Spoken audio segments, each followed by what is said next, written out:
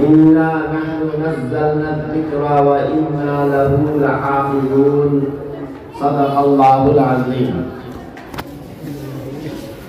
محترم و مکرم حضرات علماء کرام، معزز بزرگوں، نوجوان دوستوں اور بھائیوں اور پردہ نشین معزز بہنوں اور بیٹیوں،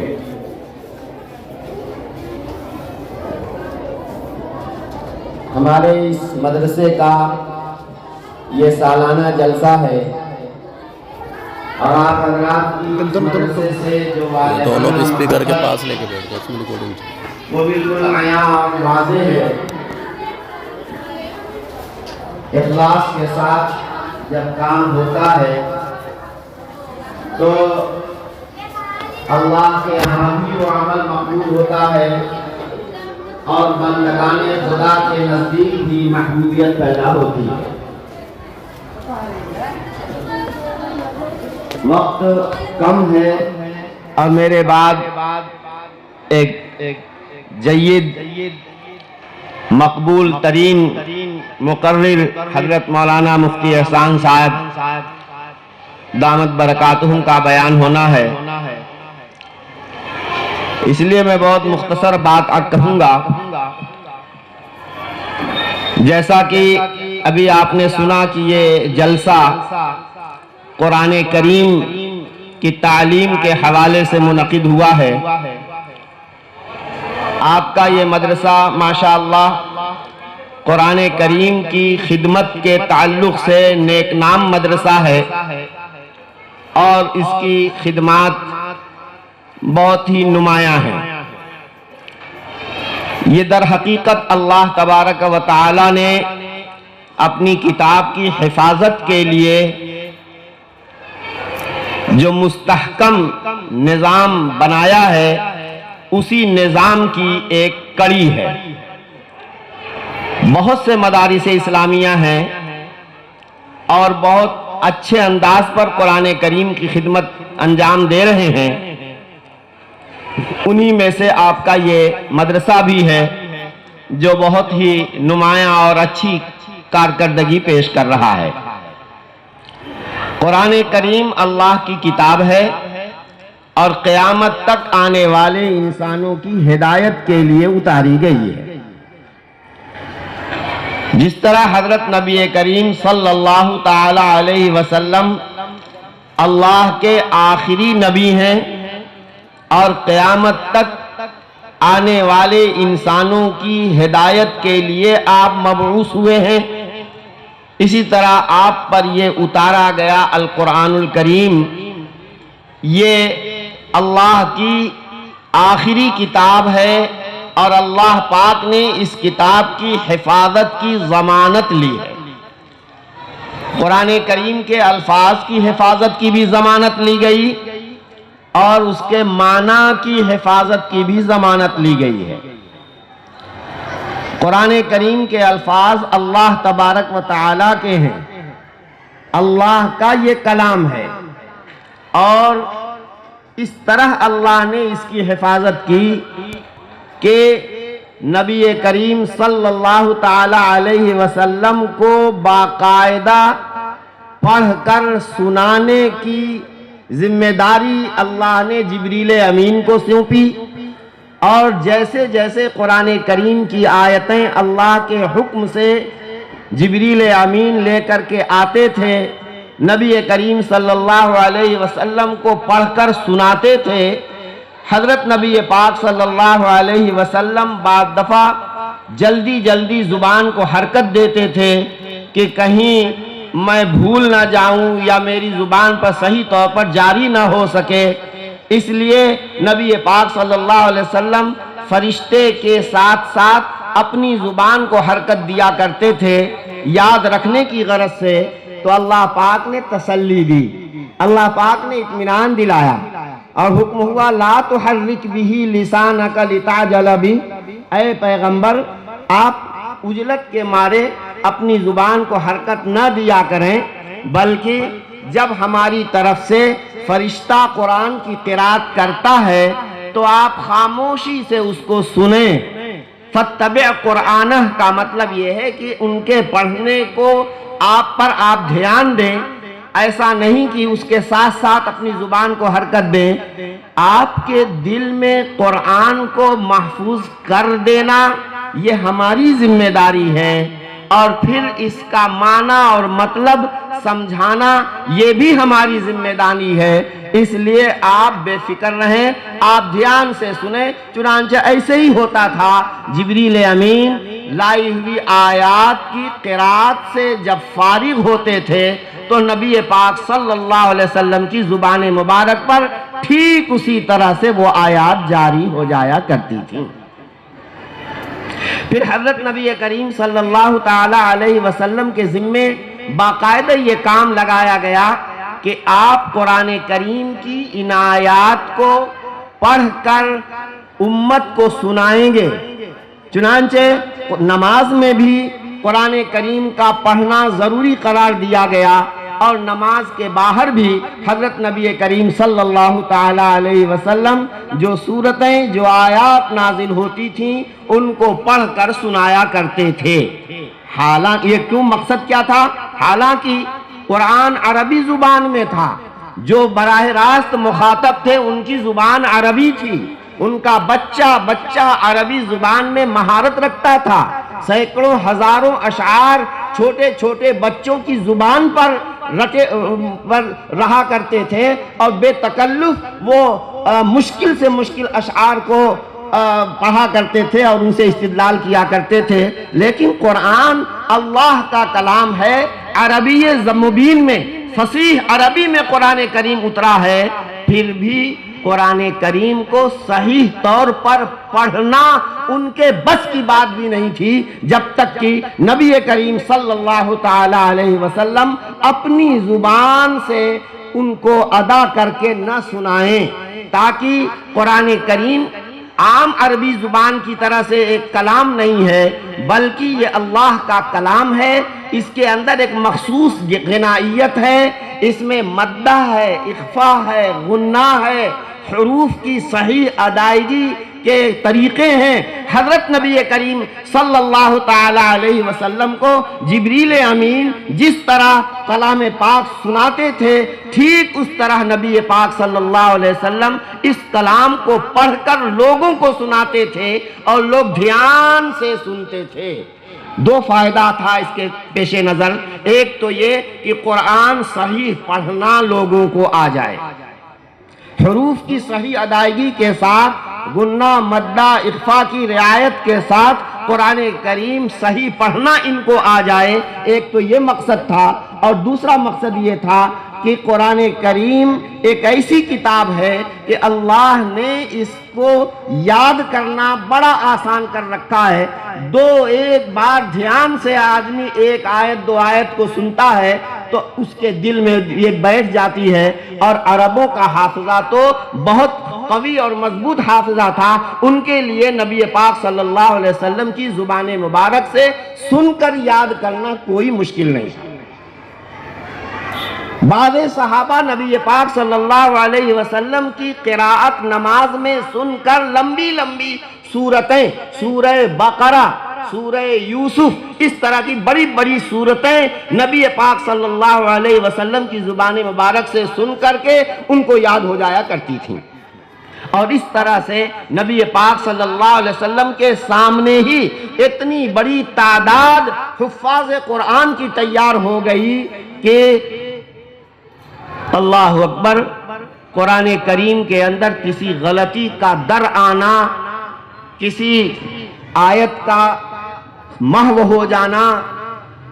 یا غلط طور پر اس کا زبانوں پر جاری ہو جانا ممکن ہی نہیں تھا۔ اور اللہ پاک نے یہ بھی سہولت عطا فرمائی کہ لغات عرب کے قبائل کے لہجوں کی رعایت کر کے متعدد لہجوں میں بھی قرآن کریم پڑھنے کی اجازت دی، اور وہ ان لہجوں میں نبی پاک صلی اللہ علیہ وسلم نے قرآن کریم کی قراءت کی یا کروائی، اور اسی تواتر کے ساتھ وہ لہجے بھی منتقل ہو کر کے امت کے آخر طبقے تک پہنچے۔ چنانچہ یہ عشرہ کی قراءت ہے، سبعہ کی قراءت ہے، یہ قرآن کریم کی جو 7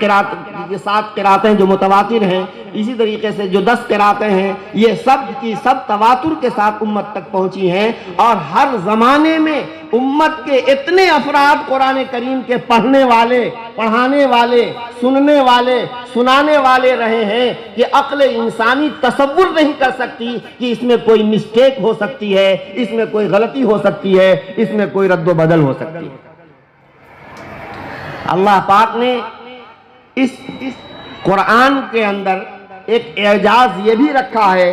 جتنا آدمی اس کو پڑھتا ہے اتنا ہی وہ رواں ہوتا چلا جاتا ہے۔ ہندوستان کا رہنے والا جس نے عربی گرامر اور عربی قواعد، عربی زبان نہیں پڑھی ہے، صرف حروف نورانی قاعدہ یا بغدادی قاعدہ پڑھ کر کے قرآن کریم کے حروف کو پہچانا ہے، زبر زیر پیش پہچانا ہے، اور اس کے ساتھ پڑھنا شروع کرتا ہے، شروع میں اٹک اٹک کے رک رک کے پڑھتا ہے، لیکن جتنا آگے بڑھتا جاتا ہے اس کے پڑھنے میں روانی اور سلاست آتی چلی جاتی ہے، یہاں تک کہ شروع سے اس نے شروع کیا اور والناس پر جا کر وہاں پہنچتا ہے، اس کو حکم ہوتا ہے کہ نہیں، ابھی اسی وقت پھر سے جو ہے الحمدللہ رب العالمین اور الف لام سے پھر شروع کر دو، الحال المرتحل، یعنی کہ تم منزل تک پہنچ گئے ہو، منزل پر پہنچنے کے بعد پھر نیا سفر شروع کرو۔ چنانچہ مستحب یہی ہے کہ جس مجلس میں قرآن کریم پورا ہوتا ہے اسی مجلس میں نئے سرے سے شروع سے پھر آغاز کر دیا جاتا ہے، اور اب اس دوسری مرتبہ میں پہلی مرتبہ کے مقابل میں عجیب لطف بڑھ جاتا ہے، روانی بھی بڑھ جاتی ہے۔ 10 مرتبہ 20 مرتبہ جتنا زیادہ اس قرآن کو پڑھا جاتا ہے اتنا ہی زیادہ لذت بڑھتی چلی جاتی ہے۔ یہ ہے اللہ کا کلام، بہترین سے بہترین ناول اور افسانہ اور بہترین سے بہترین کہانی کوئی پڑھے 2 مرتبہ 3 مرتبہ پڑھ کر کے اٹھا کے ایک طرف رکھ دے گا، کوئی کہے گا کہ فلاں کا افسانہ بڑا عمدہ ہے، فلاں کی ناول بہت اچھی ہے، ذرا اس کو پڑھو، تو بس بھائی بتیرا پڑھ لیا، 3 مرتبہ پڑھ لیا، اس کے بعد بھی پڑھنے کی ضرورت نہیں ہے۔ لیکن اللہ کے کلام میں اللہ نے اتنی چاشنی رکھی ہے، عربی پڑھا ہوا نہیں ہے، معنی مطلب نہیں سمجھتا ہے، لیکن اس کے باوجود قرآن کریم جتنا پڑھتا جاتا ہے اتنا ہی اس کی لذت میں اضافہ ہوتا ہے۔ لا یخلق عن کثرت الرد، بار بار دہرانے سے یہ کلام پرانا نہیں ہوتا ہے، ہر مرتبہ نئی تازگی، نئی چاشنی، نیا مزہ قرآن کریم میں محسوس ہوتا ہے۔ عام مسلمان کو، میں پڑھے لکھے عالم اور حافظ کی بات نہیں کر رہا ہوں، یہ قرآن کریم کا اعجاز ہے۔ میرے دوستو، قرآن کریم کی حفاظت جو حیرت انگیز طریقے پر ہو رہی ہے، یہ خود اس قرآن کریم کے کلام الہی ہونے کی اتنی بڑی دلیل ہے کہ کوئی اس کا انکار نہیں کر سکتا، کوئی اس کا انکار نہیں کر سکتا۔ اور قرآن کریم جن بندوں نے یاد کر لیا، اللہ اکبر، اللہ کی نظر میں ان کی کتنی وقعت، کتنی عظمت ہو گئی کہ کل قیامت کے دن اس حافظ قرآن سے کہا جائے گا اقرأ ورتقی ورتل کما کنت ترتل فی الدنیا، قرآن کریم جو تو نے حفظ کیا ہے، میرا کلام یاد کیا ہے، آج تجھے یہ انعام دیا جا رہا ہے کہ پڑھتا جا اور جنت کے درجوں پہ چڑھتا جا، جہاں تیرا قرآن پاک پورا ہوگا وہی تمہاری آخری منزل ہوگی۔ یہ تو حافظ قرآن کو اعزاز ملے گا۔ اور وہ ماں باپ خوش نصیب جنہوں نے اپنی پھول سی اولاد کو تمام ضروریات کو پسے پشت ڈال کر کے قرآن کریم حفظ کرنے کے لیے جنہوں نے اپنی اولاد کو فارغ کیا اور اپنا مال لگا کر، وقت لگا کر ان کو قرآن کریم یاد کرایا، وہ اتنے خوش نصیب ہیں کہ کل اولین و آخرین کے مجمع میں اللہ تبارک و تعالیٰ ان کی تاج پوشی کریں گے، اور وہ تاج اتنا چمکدار ہوگا کہ سورج اور چاند کی روشنی کو بھی مات کر دے گا۔ یہی نہیں، اس حافظ قرآن کو یہ بھی حق دیا جائے گا کہ اس کے خاندان کے 10 ایسے افراد جو اپنے اعمال کی وجہ سے جہنم کے مستحق ہو چکے ہیں، اس کو حق دیا جائے گا کہ وہ ان کے حق میں سفارش کرے، چنانچہ اس کی سفارش کی بنیاد پر انہیں جہنم کے بجائے جنت میں داخل کرنے کا فیصلہ سنایا جائے گا۔ تو یہ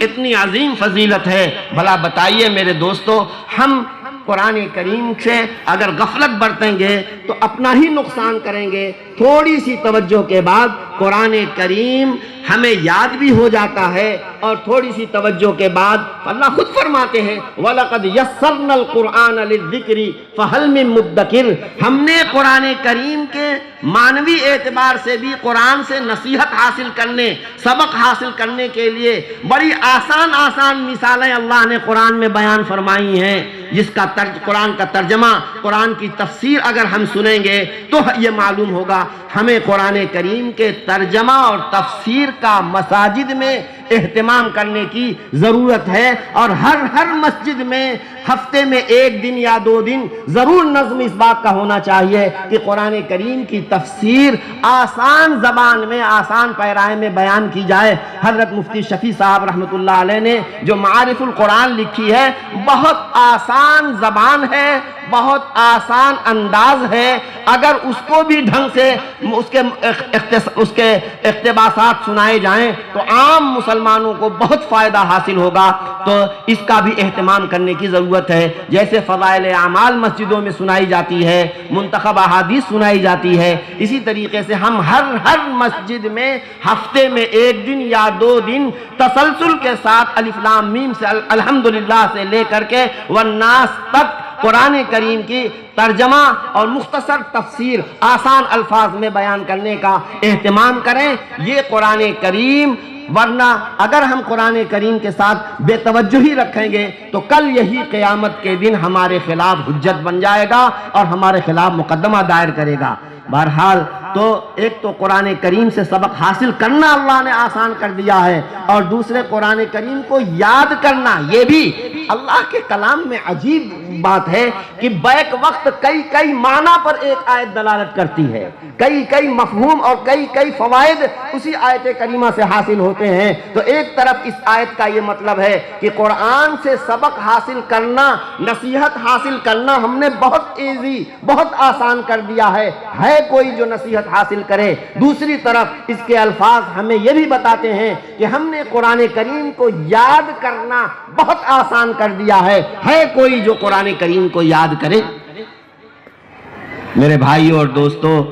وقت کم ہے، میں اپنی بات ختم کرنے جا رہا ہوں۔ بس میں اس حوالے سے، چونکہ ماشاءاللہ آپ لوگوں کے اندر آپ کے اس مدرسے کے تعلق سے، دینی تعلیم کے تعلق سے، اور یہ لوہاری گاؤں چونکہ اللہ والوں کی بستی ہے، حضرت میاں جی نور محمد زنجانوی رحمۃ اللہ علیہ کا یہ مسکن رہی ہے، ظاہر ہے کہ یہاں ان بزرگوں کے انوارات ہیں، برکات ہیں، اس کے اثرات ہیں۔ تو ان بزرگوں کی امانت کی پاسداری ہماری ذمہ داری ہے۔ ہم عہد کر کے اٹھیں کہ اپنے ہر بچے کو دین کی تعلیم دلائیں گے۔ ہم پہلے نمبر پر مسلمان ہیں، بعد میں دوسرے نمبر پر کچھ اور ہیں، اس لیے ہمیں پہلے اپنے دین اور ایمان کی فکر کرنی ہے، اور اس کے بعد ہم دنیاوی تعلیم بھی اپنے بچوں کو دلائیں۔ عصری روزگاروں میں بھی، تجارتوں میں بھی، جو بھی ہماری ضروریات ہیں ہم سب میں جو ہے حصہ لیں، لیکن یہ ہے کہ ہم ابتدائی طور پر اپنے بچے کو دیندار اور علم